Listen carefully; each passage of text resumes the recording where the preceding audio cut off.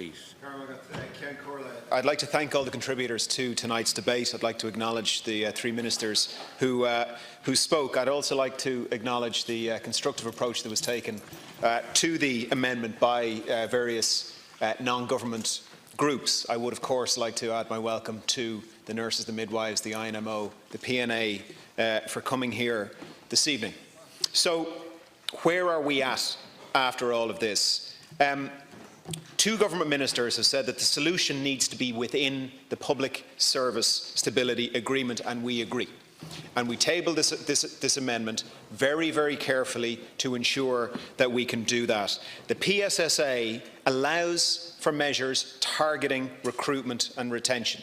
Now, to repeat, in Galway, 1 in 3 operating theatres are closed because they can't hire theatre nurses. 1 in 4 vacancies being applied for 1 in 4 vacancies are being applied for at the moment. The HSC submission, which didn't make it into the final report, states, quote, "The overall picture of nursing and midwifery workforce is one of a constant challenge to effectively recruit and retain to meet ever-increasing service demands. The stability and sustainability of the workforce throughout the year is challenging, subject to peaks and troughs, particularly in relation to graduates. These challenges need to be viewed from the lens of increasing health service demand." And it goes on to talk about the real issues in recruitment and retention.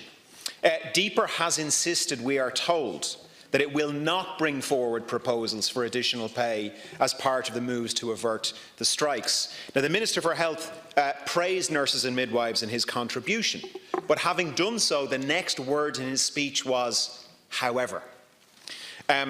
He stated that he was, quote, "eager to come to a fair and satisfactory solution," and yet not once in his contribution did he address the unfair and unsatisfactory situation which exists, which is that a 22-year-old graduate nurse walking in the front door of a hospital on his or her first day of work, standing beside a 22-year-old graduate physiotherapist, both honours degree level graduates, the nurse is paid €7,000 less. So if the Minister really wants a fair and satisfactory solution, the government must address the unfair and unsatisfactory reality, which is what the INMO are bringing to bear, which is what is causing recruitment and retention, which is having a serious knock-on effect on patient care.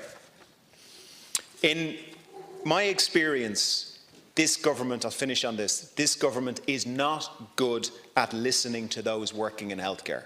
It's not good at listening to doctors, it's not good at listening to consultants, it's not good at listening to dentists, and it's clearly not good at listening to nurses and midwives. This evening, I did not hear a government listening to what the nurses and midwives are asking for. I did not hear their arguments being engaged with. I heard a lot of reasons why their arguments cannot be engaged with. It is time that this government recognised the reasonable questions being put forward by the INMO.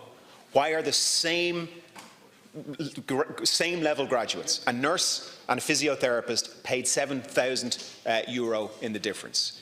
If the government, and I'll finish on this, thank you, Lascian Corla, if the government begins to engage, and if the government begins to address these real concerns, and if the government sets up an independent commission to address these and many other issues and opportunities, then maybe strike can be averted, and critically, recruitment and retention can be dealt with, patient care can be improved, and the nursing and midwifery professions can go from strength to strength. Thank you.